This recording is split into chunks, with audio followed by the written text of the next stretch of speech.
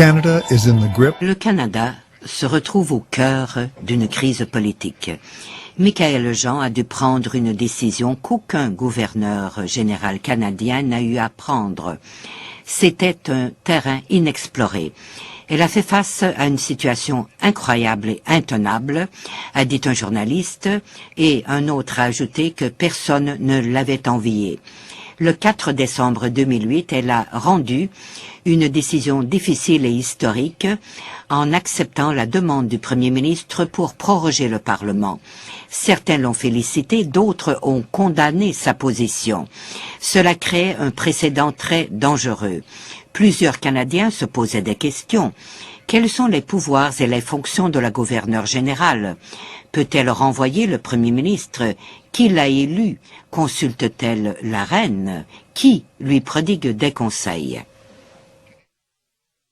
Les Canadiens sont rarement conscients de la présence de la couronne.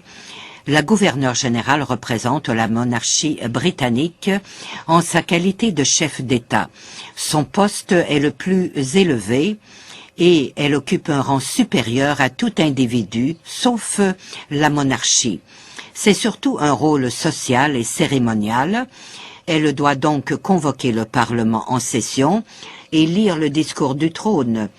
Elle appuie tous les projets de loi qui deviennent loi et assermente le Premier ministre, les ministres du cabinet et reçoit aussi les diplomates étrangers. Elle honore l'excellence des réalisations de certains Canadiens, mais doit faire preuve de leadership moral. La gouverneure générale est commandante en chef des forces armées. La majorité des gouverneurs généraux n'avaient jamais eu à faire face à une telle crise constitutionnelle. L'une de ses responsabilités, c'est de s'assurer qu'il y ait toujours un Premier ministre et un gouvernement en place qui reçoivent la confiance de la Chambre des communes. C'est le rôle fondamental de la démocratie de Westminster qu'un Premier ministre ne peut poursuivre ce mandat lorsqu'il perd la confiance de la majorité des députés élus.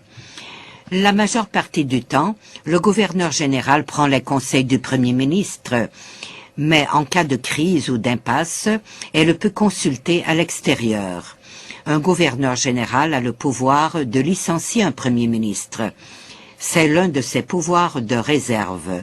Cependant, ces conventions constitutionnelles ne sont pas écrites.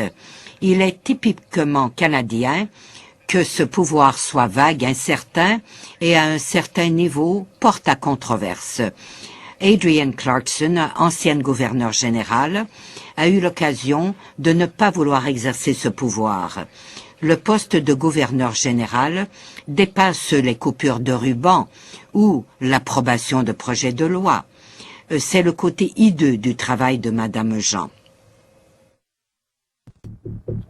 Le gouverneur général n'est pas élu. Elle est nommée par la reine sur recommandation personnelle du Premier ministre canadien. Le public ne participe pas à cette décision. Ce processus de sélection est devenu une source de cynisme public. On se demande si le processus ne devrait pas être plus transparent.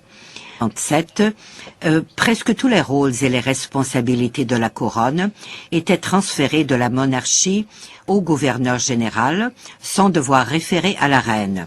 La gouverneure générale peut faire appel à ceux qu'elle désire pour lui offrir des conseils politiques.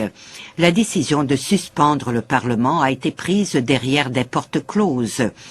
Les Canadiens ne savent pas qui l'a conseillée, mais nous savons qu'elle a consulté à l'extérieur. Certains juristes critiquent le processus secret de la décision de la gouverneure de proroger le Parlement. Elle a accepté la demande du Premier ministre sans nous expliquer pourquoi.